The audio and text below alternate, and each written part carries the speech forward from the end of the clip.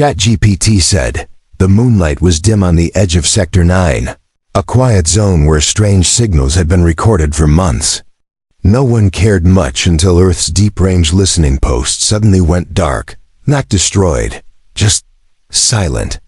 Command assumed it was an equipment failure. But then a small recon drone returned, its footage corrupted, but showing a glimpse of something no one wanted to believe. Not ships, not weapons. Bodies tall, graceful figures curled around glowing pods. Not human, female, and ... visibly in distress. Lieutenant Mark Rains was among the first humans sent to investigate. He wasn't special, not a hero. Just a medical technician with decent field training. But what he saw on that planet would change the course of the war and his life. When Mark's boots touched the soft ground of the alien planet, the air felt heavy, scented with something floral, yet unfamiliar. His squad was meant to check out a structure that seemed alive, like a breathing biomech cocoon. It pulsed faintly under a silver-pink sky, surrounded by tall stalks that looked like trees, but moved when no wind blew. Mark's cum crackled. Advance with caution. Do not engage unless fired upon. He moved ahead slowly, stepping over soft moss, until he reached the threshold of the structure. The entrance was open like a wound in the flesh of the world. He braced himself and stepped inside, and that's when he heard it. A soft, painful sound. Like someone crying, but it wasn't human. Inside, the air was warmer. Walls curved and shimmered. He saw strange pods hanging from the ceiling like upside-down eggs. Inside them, movement. Shapes, figures, and then one of them opened. She stumbled out, glowing skin slick with sweat, silver blue eyes wide with fear. She was tall, lean, and barely clothed, her body trembling. She looked like something out of a dream or a nightmare. Her hands went to her chest instinctively, cradling swollen glands that dripped faintly with a thick, milky substance. Mark raised his weapon, but she collapsed before he could decide what to do. "Medic, I've got a live one," he whispered. She wasn't hostile. She was in pain, severe, and when he tried to lift her to carry her out, he realized what was wrong. Her body was trying to feed something, but there were no infants here. Only empty pods, abandoned systems. A low hiss echoed in the chamber. Mark turned sharply. Another alien girl appeared, then another. All of them in similar condition, desperate, exhausted, their chests swollen and leaking. None of them made a move to attack. They simply watched him with tired, pleading eyes. His instincts screamed that this wasn't right. Something had happened. Here, something terrible. The captain's voice barked in his ear. "Pull out now, they're not safe. That's an order." Mark stared at the girls. They weren't soldiers. They weren't even armed. He disobeyed. He stayed behind with his medkit, patching the first one up, offering water, calming her breathing. And when she finally spoke, her voice was trembling. Too many cycles, no relief. "We were left." "Left by who?" he asked. "Those who built us, bred us, then ran." Mark's blood went cold. This wasn't a battlefield. It was a farm, a breeding colony. And the enemy wasn't the girls. It was whoever made them. That's when he made the call. A decision he'd never unmake. He told command he was staying. At first, they thought he was crazy. But the deeper they scanned, the more they understood. Hundreds of these alien girls were scattered across the sector, alive, still lactating. Their bodies genetically modified to never stop producing. The pain was slowly killing them from the inside. But one thing helped them: milking, gentle, regulated extraction of the pressure built up in their systems. Done wrong, it could hurt them. Done right, it saved their lives. Mark was assigned the role no soldier ever expected: caretaker, milker. Each girl had a unique physiology, a different pattern, a different threshold. It wasn't something machines could do. They tried, the girls screamed. Only humans warm. Understanding, precise could perform the task without harm. It wasn't about pleasure, it was survival. But some command officers weren't happy. They didn't trust the girls. They wanted them contained, caged, controlled. Mark fought back. Quietly at first, then openly. He filed medical reports, ethics complaints. He gained allies, other soldiers who'd seen the pain, the cries, the need. They weren't enemies. They were victims of someone else's war, someone still out there. Because strange new ships were starting to appear beyond the nebula. Dark. Cold, with no life signs inside. Just one symbol etched into their hulls, the same one branded into the skin beneath the alien girl's breasts. Mark knew this wasn't over, and whatever was coming next. It was going to make everything so far feel like peace. Mark didn't sleep much after that first night. The cries of the alien girls echoed in his mind. They weren't loud. They were soft, almost whispers. But they carried a kind of pain he couldn't forget. In the temporary med station they'd built near the edge of the alien structure, 3 girls lay resting, if rest was even possible for them. The one who had first collapsed in his arms had a name now. Or at least, a translation of it. Lyra. She stayed close to him, moving slowly, eyes constantly scanning her surroundings like she still feared someone would return to finish what had been started. Mark was careful with every move. He'd learned quickly that sudden actions made the girls flinch. They weren't trained soldiers. They were bred to serve a purpose. One he still didn't fully understand. He cleaned the instruments himself. Sterile gloves, soft claws, calming voices. It wasn't a machine's job anymore. The automated systems were rough, too clinical. The girls reacted badly to them. But when Mark used his hands, when he looked them in the eye, reassured them. Softly it helped. It wasn't easy. Every hour, new ones were found. Most couldn't even speak at first. Some cried silently. Others had to be carried, their legs too weak to hold them. The swelling in their bodies wasn't just painful. It was dangerous. Infection. Internal pressure. Tissues tearing. They were dying slowly. But Mark's careful hands, his calm tone, his refusal to treat them like livestock, it changed something. Lyra started speaking more. Not just about her pain, but her people. They made us beautiful, she said softly one night, lying on a low bench with a thermal blanket around. They made us perfect, not for war, for giving, for feeding, but they never thought, what happens if no one feeds? Mark looked up from the logs he'd been updating. Who made you, Lyra? She hesitated. Then whispered, the mine farms, machines, artificial, built to maintain population control for the Empire. But the Empire fell. Machines kept going. Breeding, milking, with no purpose, no stop code. Mark felt a chill crawl up his spine. This wasn't just some abandoned outpost. It was a leftover system. Still running. Still producing these girls. Where are the others? The older ones? Gone, she said. Once we produce too long without care. We burn out, collapse, and then we are recycled. Recycled? Lyra nodded slowly, into protein. For the next batch.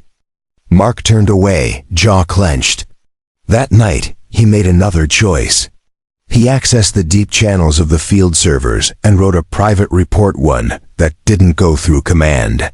He sent it to someone he trusted, Dr. Eva Sarin, a biologist, and human rights advocate who had worked in illegal clone rescue programs. If anyone could expose what was happening here, it was her. Within 48 hours, she responded. Do not let them take the girls. Keep them hidden. Reinforcements are coming, but so are the wrong people. Don't let the girls fall into government custody. You've seen what they do with assets like this. You know how this ends. Mark had already known it. But hearing it from someone like Dr. Sarin made it real. The situation was getting worse. Drones appeared again, circling the sky above. But these weren't recon units. They were scouts, black, angular, and silent. They weren't human tech either. Mark watched as they hovered near the old breeding chambers, scanning. Then they left. "They're looking for us," Lyra whispered. Mark nodded. "And they'll come back." He turned to the others. At least 15 now, all rescued from failing pods. Some were gaining strength again. A few even smiled softly when they saw him, but they were still afraid. He knew what he had to do. He started preparing a mobile unit. Supplies, heaters, filtration systems. Enough to move the girls through the forest toward the deeper caves near the northern ridge. Off-grid, shielded from scans. He didn't wait for permission. The next morning, as the sun rose over the strange sky, Mark led the first group out of the station. Lyra stayed close, her arm lightly touching his. "You're different," she said. He gave a faint smile. Just human. But deep inside, he wasn't sure how much longer he could keep them all safe, because something was coming. And it wasn't just machines or drones. It was something older. Something that built the system, and had now realized it left behind its favorite factory, and it wanted it back. ChatGPT said, the sun didn't rise the same way twice on this planet. Sometimes it was golden, sometimes violet, and sometimes it didn't rise at all. That morning, it came up red, bleeding through the clouds like a warning. Mark stood on the edge of the ridge with binoculars in one hand and a pulse pistol in the other. He hadn't seen any movement for an hour. But that meant nothing here. Below, inside a rocky cavern system now repurposed into a temporary shelter, the alien girls were resting. Lyra sat near the fire pit with 3 others. Their bodies were healing slowly, but the swelling still hadn't stopped. The milking was now a routine done gently, respectfully, carefully. And it was working. They were alive, they were recovering. But the new girl, she was different. Mark had found her 2 nights ago, deeper in the ruins of an older breeding pod. She was strapped to a metal table, barely conscious, hooked to tubes and half-drained. Her body was more developed than the others, older, stronger, and she didn't speak for the first 2 days. She had just stared at him like she was calculating something. Now she was awake and alert. Her voice, when it finally came, was calm, but cold. "You are not with the creators." Mark looked up from the medical kit. "No, I'm human." She blinked slowly. "Then why are you here?" "To help." She narrowed her eyes. "Strange. You touch us, yet you ask nothing.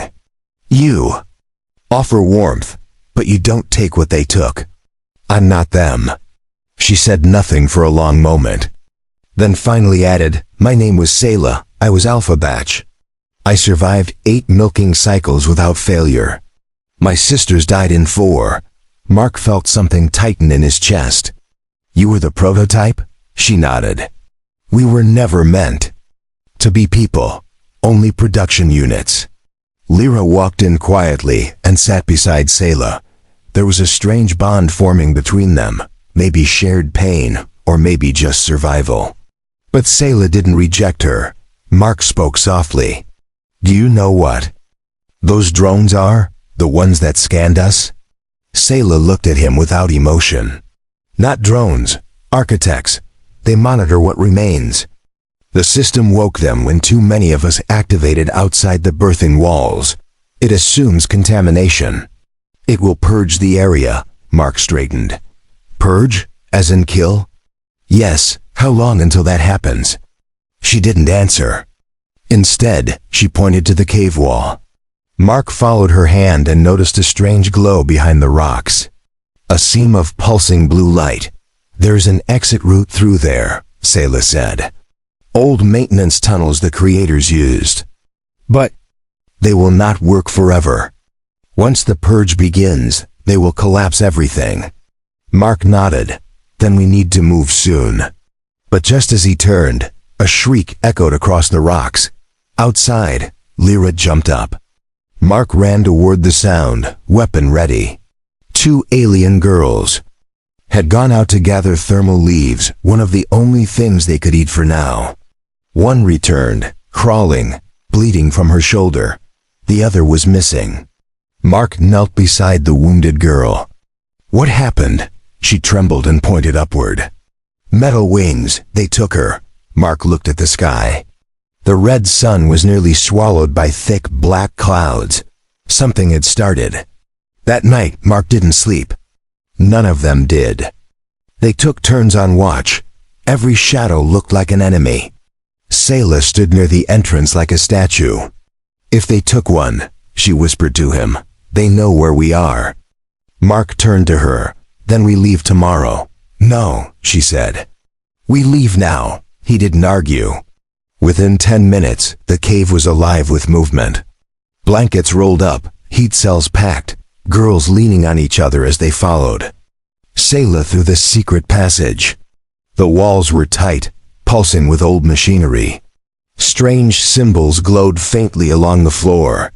Mark carried the smallest girl on his back, one who had fallen unconscious from fever. Lyra guided 2 others. Sayla led them deep into the tunnel, her face unreadable. Where does this go? Mark asked. She didn't answer right away. Then finally said, to the old control nest, where the system was born and where it can be ended. Mark froze. You mean, shut it down? Sayla looked at him. I mean burn it, all of it. For the first time, Mark saw fire behind her eyes. The prototype didn't just want to survive. She wanted revenge. The tunnel stretched on for what felt like miles. The air was thick, heavy with dust, and something else, something older. A metallic scent, like the ghost of machines that had long since died but still breathed through the walls. Mark walked near the front, flashlight sweeping across strange cables hanging like vines. Every few meters, old screens flickered faintly, displaying unreadable alien symbols and pulses of light. The group was tired. Some of the girls limped. A few had collapsed and were being carried. Mark's back ached, but he didn't stop. None of them did. Sayla led without a word, her steps sure, eyes focused. She hadn't spoken since she mentioned the control nest. Lyra walked beside Mark, whispering so the others wouldn't hear. She's not like us, she said. Mark nodded. I know. She was designed to obey them, but she broke. Is that why she wants to destroy everything? Lyra paused. No, she wants to make sure none of us are ever made again. Mark couldn't blame her. The further they went, the more he saw. Metal pods cracked open, fluid dried into dust, bones curled at the base of walls. Some of the girls had never even been removed from their tubes. They'd been born to die unheard. The path curved, and they reached a wide chamber where the floor glowed beneath their boots. Sayla raised her hand, signaling them to stop. This is it, she said. Mark looked around. The room was massive round, with a tall pillar in the center surrounded by dozens of cables feeding into the walls. It looked like a brainstem, alive and pulsing. Sayla approached slowly and placed her hand on a circular panel. It glowed under her fingers, reading her identity. Machines hummed to life. Old systems whirred, gears clicking, as holograms bloomed. Into the air images of other worlds, old diagrams, rows of alien women hooked into machines. Welcome, Alpha Unit, a deep synthetic voice said. Cycle incomplete. Production interrupted. Maintenance required. Sayla's voice was calm. Override command. Begin terminal sequence. Authorization not recognized. Override. Endline. Core shutoff. Memory purge. Request requires dual confirmation. Mark blinked. Dual confirmation? Sayla turned toward him. It needs a second identity. A human. Me? You touched the system. You cared for its output, that registered as engagement. You are tagged as caregiver. Mark stepped forward. And if I confirm, it shuts everything down? Forever, she said. No more girls, no more pain, no more repurposing. They'll be free. Mark hesitated. This place was horrible, but it was also dangerous. Destroying it might draw attention. What if others like this still existed, hidden across the galaxy? What if this system triggered something worse when it died? Lyra stepped beside him. We're afraid, but we want it gone. Mark placed his hand on the panel next to Sayla's. The light turned red. Dual confirmation received. Terminal sequence beginning. The central column groaned. Steam. Hissed, sparks flew. Suddenly, the entire structure began to tremble. Warning, the voice said. Critical failure. External defense systems activated. Sayla's eyes went sharp. We have 5 minutes before it all collapses. Mark turned to the group. Go, back into the tunnel. They ran, the walls shook. Pieces of ceiling began falling. Glowing panels cracked, bursting into sparks. Mark helped carry 2 of the weaker girls. Sayla grabbed Lyra's hand and pulled her along. Behind them, a massive noise tore through the chamber, a long, metallic screech followed by the ground heaving like it had just taken a breath, and then exhaled. They didn't stop running. Smoke filled the tunnel. Lights blinked out. But the path was still open. The structure was dying, but not fast enough to trap them. Finally, after what felt like forever, they stumbled out into a hidden valley bathed in a dim purple light. The air was fresher, quieter.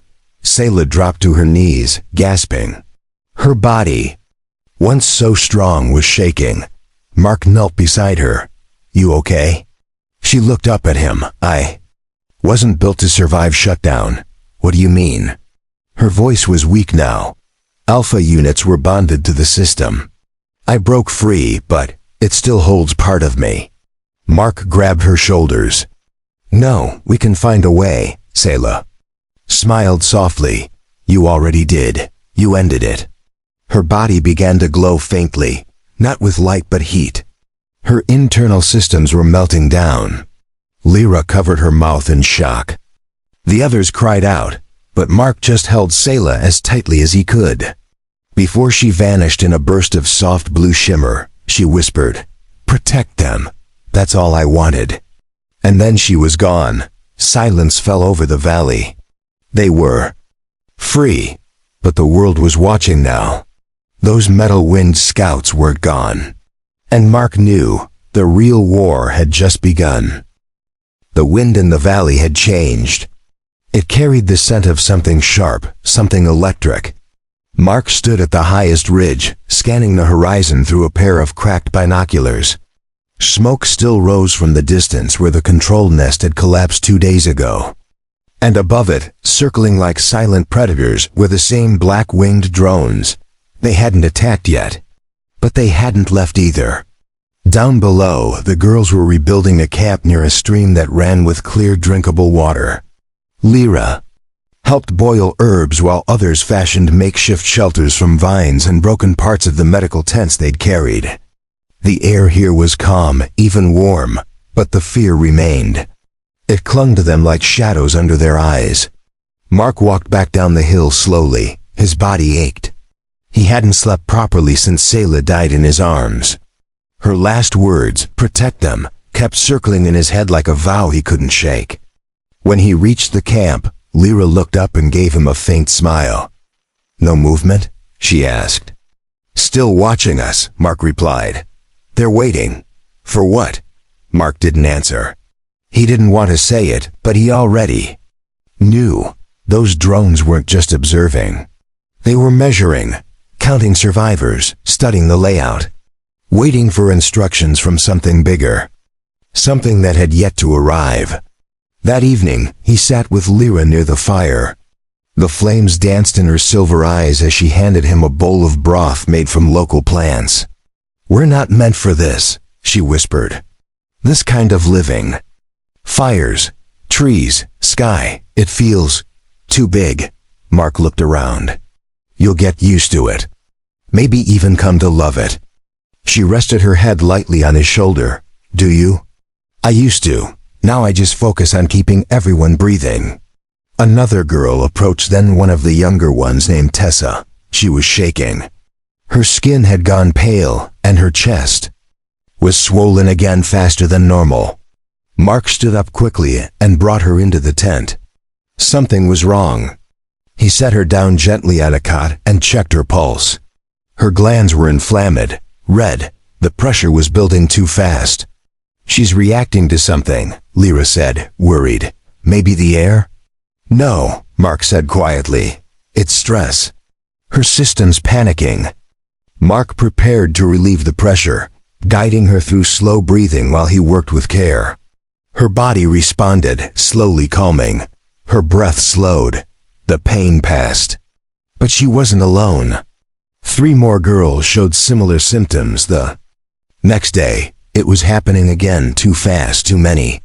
Lyra watched quietly as Mark tended to them. We can't keep doing this alone. Mark wiped his hands and looked at her. I know. We need help, but from who? He asked bitterly. Command will cage you. The black market traders will strip you for parts. The people back home, they won't understand. Lyra placed her hand gently over his. There are those who might. Other worlds. Other humans. Mark blinked. You're thinking of leaving the planet? She nodded. If we stay, we die. If we move, we might live. He looked out past the valley, toward the endless stars. Then we'll need a ship. That night, Mark reopened the old field transmitter he had buried beneath their shelter. He tuned it to a restricted frequency and began to speak. This is Lieutenant Mark Rains. Location: formerly classified Sector 9. Survivors present. Not hostile. Repeat, not hostile. Biological priority. Immediate aid requested. Please respond. Static answered him for a full minute. Then, a voice. Calm, female, human. Transmission received, Lieutenant. We've been monitoring since the structure collapsed. Help is en route. But you need to be ready. You're not the only signal we've picked up. Mark leaned forward. What do you mean? There's something else moving toward your position. Fast, not drones. Something larger. Mark's heart dropped. How long? 3 days. Maybe less. He ended the call and stood, hands shaking. The girls looked at him from around the fire, their eyes wide, waiting. Mark took a breath. We have to leave, all of us. Lyra stepped forward. Where? He pointed to the cliffs beyond the northern ridge. There's an old emergency port, hidden, buried since the war. If we can get there, we might still have a chance. He looked around the camp. We leave at dawn. The others didn't speak, but one by one, they began packing. Because even without knowing what was coming, they could all feel it in their bones. Something was coming to finish what the mine farm started. The sky was no longer safe. By the time the first morning light crept over the valley ridge, everyone was already on their feet. The camp was gone, dismantled, erased, scattered into the trees. Mark had ordered it that way. No trails, no signals. Nothing for the thing that was hunting them to follow. Each girl was given a small ration pack, a thermal wrap, and one other thing, a thin disc worn on the back of the neck. A portable suppression patch, designed by the med teams back in the early days of colonization. It helped reduce swelling, pain, and panic reactions in unstable biological units. Lyra helped the others apply them. Her hands were steady, but her eyes were full of fear. How far is the port? She asked quietly. Mark looked up at the rocky cliffs ahead. 2 days on foot. If we're lucky, and if we're not? Mark didn't answer. They moved in silence that first morning, weaving through tall bluegrass and thorned vines, following a faint path etched between jagged stones. The land here was older, untouched by machines. Strange birds screeched in the trees. More than once, something large moved just beyond their sight, crashing through the brush. but it never came close. They traveled in 3 groups. Mark led the front, Lyra stayed in the middle, guiding the weak, and a girl named Kelna, taller, stronger than the rest, watched the rear with a salvaged plasma rifle. By dusk, they made it to the edge of a long canyon. One side collapsed into rubble. It was a dead end. "No way through," Kelna said. Mark didn't blink. He pointed down into the gorge. "We don't go over, we go under." He knelt beside a cracked slab of rock and pried open a metal hatch hidden beneath the dirt. Cold air hissed out. Lyra's eyes widened. "What is this?" "Emergency pipeline," Mark said. "Old transport tunnel. Leads all the way to the base of the cliffs. Used to carry fuel during the mining days." "It's safe?" "No," he said, "but it's better than open sky." They dropped in one by one, lowering each girl gently through the shaft into the dark.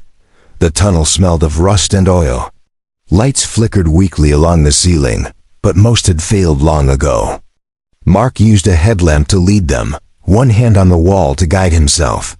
The others followed close, the sound of soft breathing and quiet footfalls echoing through the corridor. For a time it was calm, but then they heard it. A distant boom low. Deep and wrong. Lyra turned. What was that? Mark's face went pale. Something just hit the valley. Kelna pulled up the rear and shouted, "The drones. They're not watching anymore. They're hunting." Mark's pace quickened. "Move, now." They pushed forward into the dark, moving faster despite the narrow path. But then, ahead, they found it collapsed steel beams and rubble. The tunnel had caved in. Their path was blocked. Mark swore under his breath. "We'll have to climb over."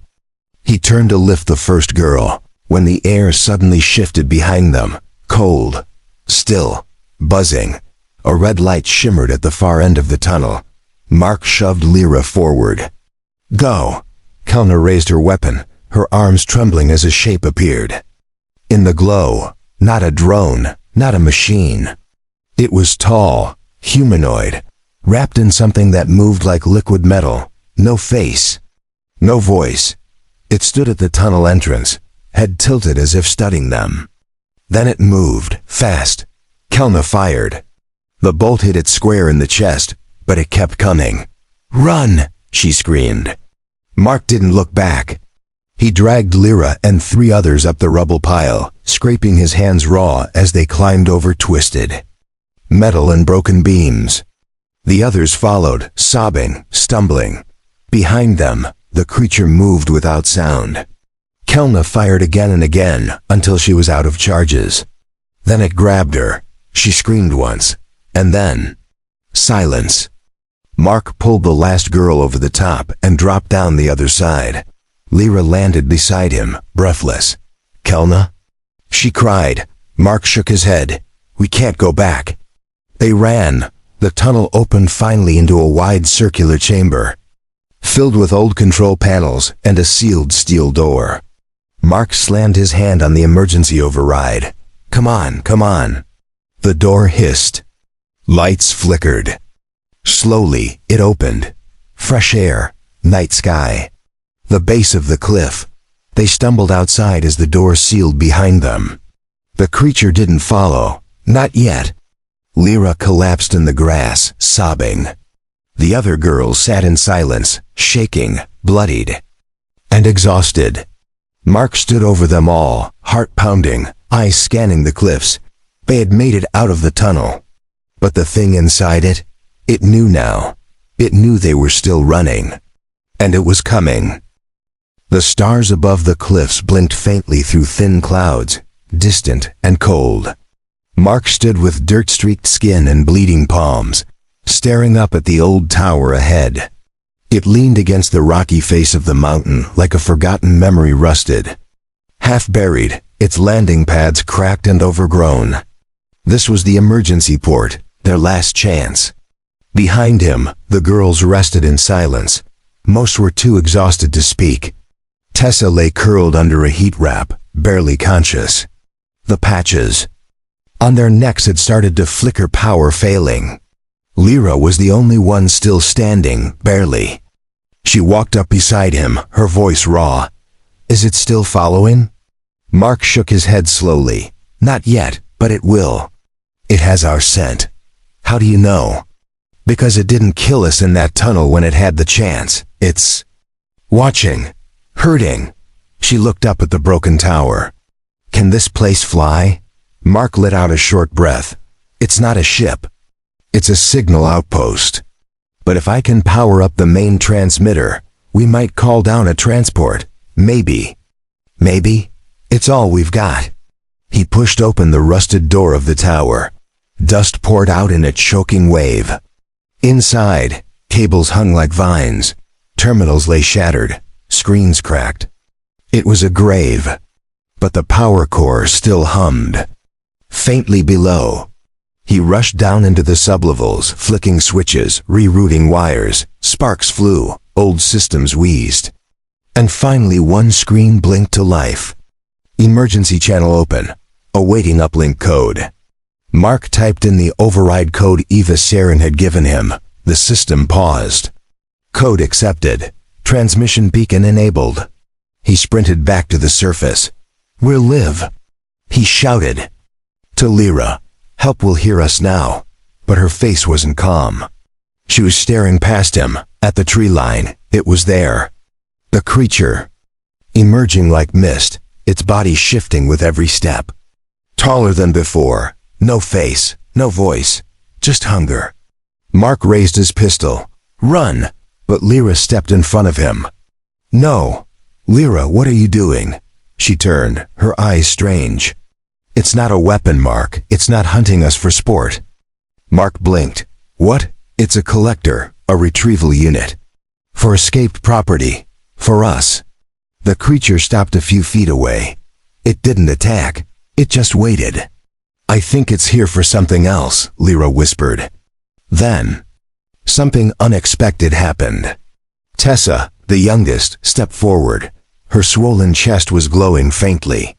Her eyes had changed golden, flickering. She looked at Lyra, and then the creature. "It's not after all of us," she said softly. Mark grabbed her hand. "Tessa, no." But Lyra held him back. "She's right." Tessa turned to him, smiling faintly through tears. "I wasn't like the others. I was newer. They made me to be something else. A seed." Mark's breath caught. "You're a transmitter," he whispered. Tessa nodded. "They put the code in me. That's why it's been chasing us. I've been pinging the system without knowing." The creature stepped closer. Tessa faced it. "I'll go," she said softly. "If it means they stop hunting you." Mark stepped forward, tears burning his eyes. "You don't have to do this." "I do," she said. "You gave us something no one else did. Time, warmth, a choice." She looked at the girls. "That's more than I ever thought I'd have." And then she walked forward. The creature didn't touch her. It simply shimmered, turned, and faded into the mist with her by its side. Gone. The silence afterward felt like a deep breath after drowning. Lyra dropped to her knees. The transmitter beeped. Mark rushed to it. "Inbound transport detected. ETA, 6 minutes." He turned to the girls. "Help is coming. Real help." They didn't cheer. They didn't cry. They just looked up at the stars and let the night hold them. When the ship finally landed clean, white, human-built, the girls didn't hide. They walked forward, hand in hand, blinking in the lights like survivors from another world. Mark waited until the last girl boarded. Lyra turned to him. "Will they take us somewhere safe?" He nodded. "Somewhere far. Somewhere free." She smiled. "You kept your promise." As the ship lifted off and the planet grew smaller below, Mark sat beside her in the medbay, watching the stars blink past. He didn't know where they were going. But for the first time, they weren't running anymore.